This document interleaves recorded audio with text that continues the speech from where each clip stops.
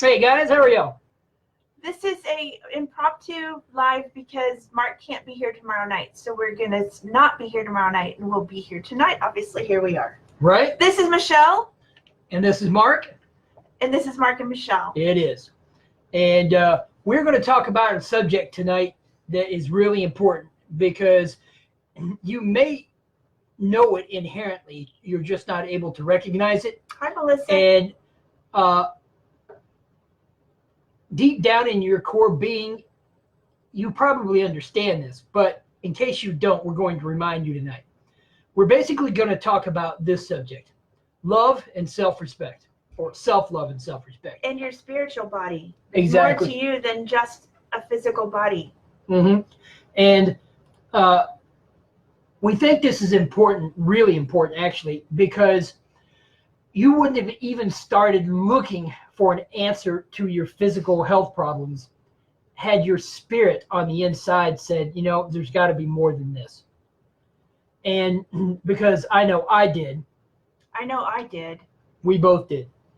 And we know all kinds of people who have done that because we lived in our physical bodies for so long, suffered through so many problems. And autism was definitely a problem for me. Michelle's Lyme and fibromyalgia, migraines. Those became, they went from becoming physical problems to spiritual problems. And mental. Right, because and emotional. All the bodies were affected. Well, because talk about those bodies. Okay, so there's the mental body, the emotional body, the spiritual body, the physical body. What am I missing? We're talking is this Hindu stuff? I think so, yeah. But we're talking about energy systems that make up your aura.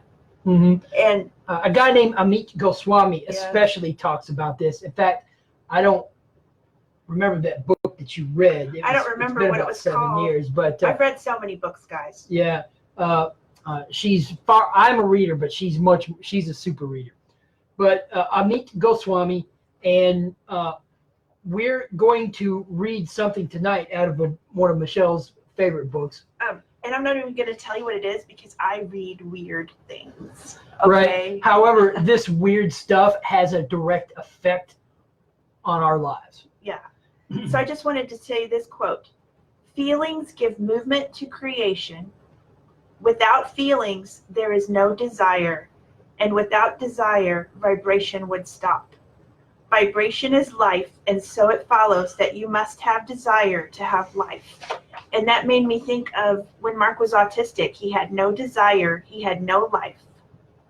Mm-hmm. He had no vibration. And that's why people didn't see him, even if he walked up to them. Constantly. And I've had other autistic adults tell me this. When you're autistic, you can walk up to a group of people and never be recognized. It's like you are invisible. Mm-hmm. And it takes almost jumping up and down and waving your arms to get attention. And I think that's why autistic people are so insistent when they do get in groups of people, because they want to be listened to just like anyone else. But when you're invisible, when you're vibrationally invisible to people, you don't get listened to, and it angers you to no end and destroys whatever sense of worth you have. Because then you think, well, I must not be worth anything if other people don't think I'm worth anything. And so the whole reason we brought this subject up is last night we made mention of this in our live about self-respect and self-love, and those actually being the reasons and at the same time the keys, the secret keys, so to speak, to healing. Because you got to a point in your life with your health, or whether your mental health, your emotional health, or your physical health, that became so debilitating that you were at rock bottom. I was and she was. And and we both remember this was about 2009 for the both of us. And maybe a little earlier for her, maybe about a year earlier for her. And you get to rock bottom in your life. Some people call that the dark night of of the soul. Yes. And that's actually the beginning of growth of your spiritual journey. Mm-hmm. And healing, even physical healing, is a spiritual journey. Yeah. Because you have to change. That's why there is no cure. Right. Not for real healing, there is no cure, because a real cure doesn't make you grow. Right. Any kind of cure will not make you grow, but healing requires growth. It does. Lots of growth. Slow, arduous, painstaking. Because growing pains, you can have mental and emotional and spiritual growing pains, yes. just like you can have physical ones. And so, just as she pointed out, it is arduous. It requires work, daily work, and sometimes hourly work. Right. There is no perfection. No matter how much I want to be perfect, there is no perfection to shoot for in life. But there is no need for perfection, actually. No, it's just that we get programmed sometimes of being perfectionistic. That's right. That's another belief system. It is. And your belief systems about what you thought would heal you or what you thought would help you grow usually have to be tossed out and replaced with brand new ones, because for us, that definitely happened. For instance, we thought we needed protein and fat. Mm-hmm. We thought we would die if we didn't have protein or fat. Mm-hmm. That it was a fact. And now we know, wow, that was not a fact. No. What else do I believe is a fact that isn't a fact? That I need an outside authority to tell me how to heal. That is a belief that we don't need anymore. You have an internal authority. Mm-hmm. You are your authority. Yes. But you have to get to know your inside. Right. Your inside self. And I know this sounds like a sermon, but the truth is, it is, to us, it is that important. It is what supports you through the arduous, painstaking. It guides you. It says, I want you to read this book or check out this page, or it'll pop up somewhere. Well, that's why we refer to, which is why I actually like the medical medium, in the sense that he has spiritual meditations at the ends of his chapters. Yes. Even on food. Yeah, we haven't even mentioned that. And he talks about the angels and who to talk to out loud to help you with whatever it is. I mean, he has angels listed. Well, I'm going to say this. I'm going to be this straightforward. Real healing isn't for those folks who require externally imposed belief systems, whether from healthcare practitioners, friends or family. Now, you can use these people, but you have to go, the authority is in you. The final authority is in you. So you might get advice from all these people, but the only way you can make the choice that is right for you is by pulling in that information and judging it by your inner love, so to speak. Louise Hay always said your inner ding. Which one dings when you see it? Right. Which one makes you go, ah? Which one makes you go, that makes sense to me? Mm-hmm. Because whichever one does that is the next step for you. And I had very much trouble when I was autistic accessing my intuition. I just did. And how many years did I complain about that? Oh, for years. At least 10 years. And medical medium does say that intuition is in your gut. And if your gut is messed up, your intuition is not accessible. Mm-hmm. And so the gut mind, your gut reaction, gut mind. It's the gut reaction that you go with. You can get all that advice from the health practitioners, from us, from your family and friends or past or whatever. But unless your inner ding goes off, then it isn't right for you. But you have to be aware that you might have beliefs that aren't in your best interest.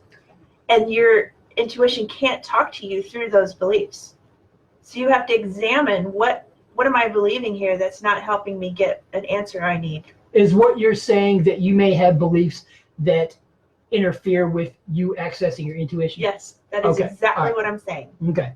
Well, because we had that conversation earlier tonight, and we were talking about that. And, you know, like the quote that Michelle read a little bit ago, what keeps you going through this entire journey is a desire for something better. Yes. And I've had people say, well, why didn't you just accept your autism? I said, and my thought is, what? You mean accept all the problems with it? The fact that I couldn't understand her, the fact that my relationship wasn't good with her. You couldn't get a good grade in college. Right? The fact that I always had problems with other people. Really? Accept that? No. I'm better than that. And yes. Marlo, that's great to know. Marlo, in case you guys haven't seen it, she said, hi, my gut is always right, and when I second guess it, I fail. I've had that experience, and I know she's had that experience. Yep. And it can be difficult to hear sometimes, but when you do hear it, you go by it, right? Marlo knows. I practice that. Mm-hmm. I practice it daily. Right. But that's why we wanted to come on here. You decided about this subject tonight is because at some point you decided, you know what, there's better for me. Yeah. And when you decided that there was better for you, you decided that it was okay for you to be worth that better, if that makes sense. Yes, you had to believe you were worthy at some point enough. Mm-hmm. You had to, really, you only had to be willing to believe that you were worthy to have things start happening for you. Mm-hmm. And because that was definitely the journey we had to go down. And the truth is, any real complete healing is going to require that. You can tweak this symptom, you can tweak that symptom, you can do whatever you want. You can have this test done or that test done, and right. But unless you're willing to heal all of you, and I'm not talking about just your body, then you will never get the complete healing that you want. It just won't happen because you just think that your physical body is all that there is. It isn't. Your physical body exists to carry your spirit and spirit/soul around. And that is really you.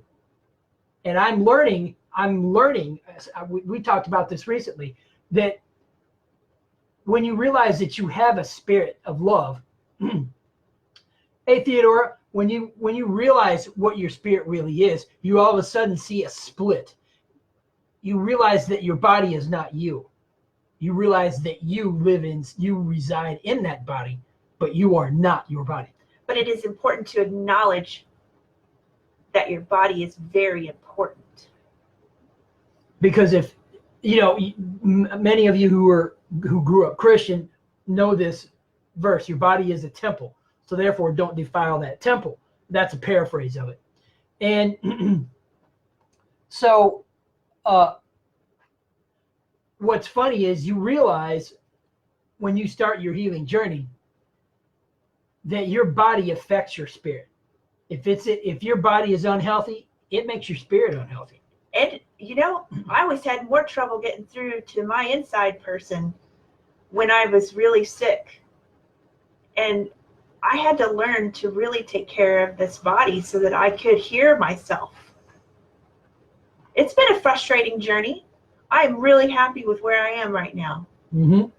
And I'm happy with where I am right now, even though that is entailing a lot more emotion than I've ever felt in my life.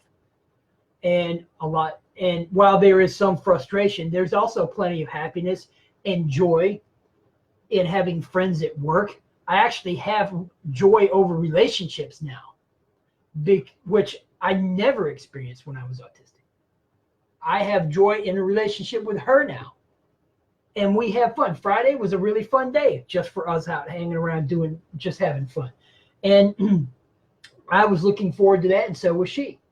But I had to start taking care of my spirit to feel worthy enough to start taking care of my body, then continue to feel worthy enough to continue my spiritual growth. Well, we have the emotional body that we haven't mentioned yet. Right.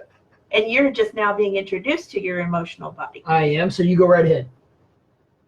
Well, you have to take care of that too. That's why we talk about all the energy medicine, ways to get emotion out of that emotional body so it's not stuck full You're talking about junk. old traumas. Old traumas. The junk is old traumas, old feelings, fear. Stuff that you were either so overwhelmed you couldn't feel it through, or you just learned that you shouldn't feel through all your feelings. Now is the time. That's how you can't completely heal with all that junk backed up in your emotional body. So that's why we have given you tools like EFT.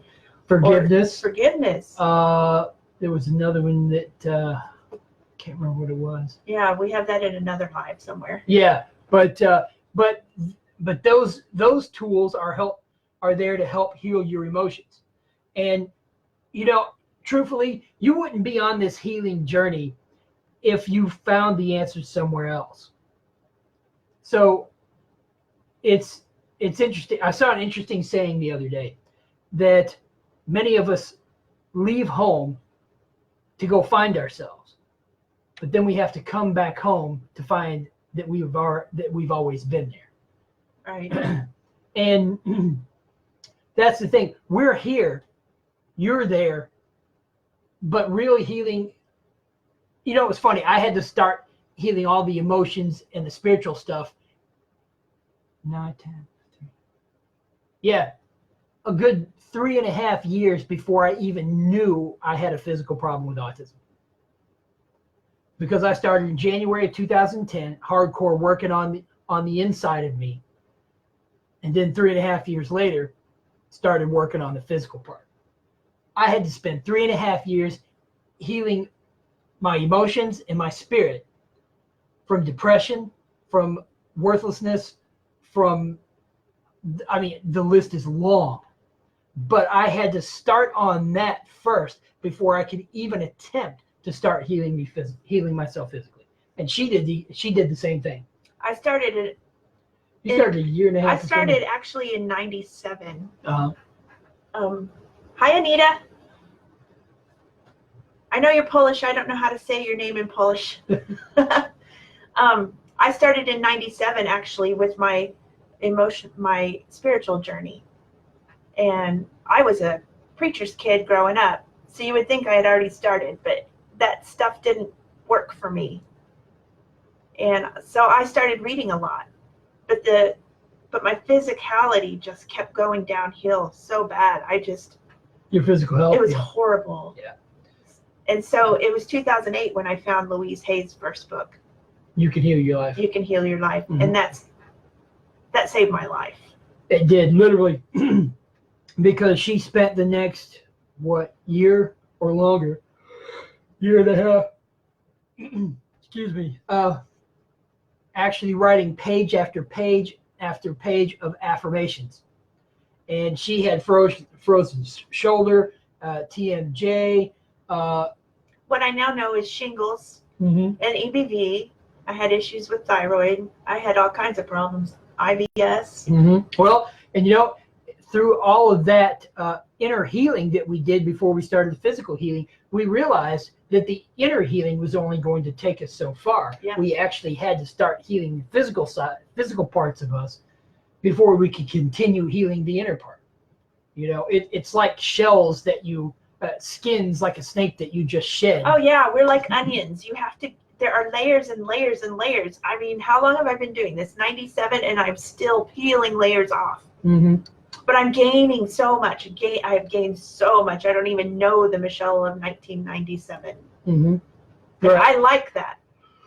And so that's why this subject came up last night, and we realized that the only reason you guys are here with us is because you've decided to find the worth in yourselves enough to start your healing journey.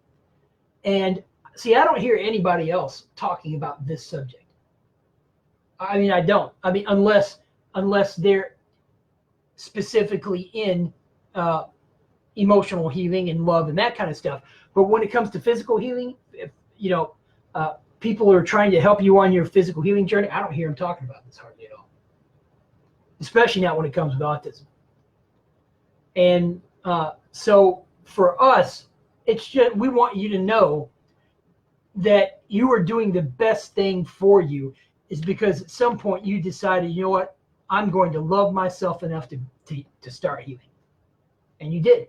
You took the first step on a journey of self-love, because we had to do the same thing.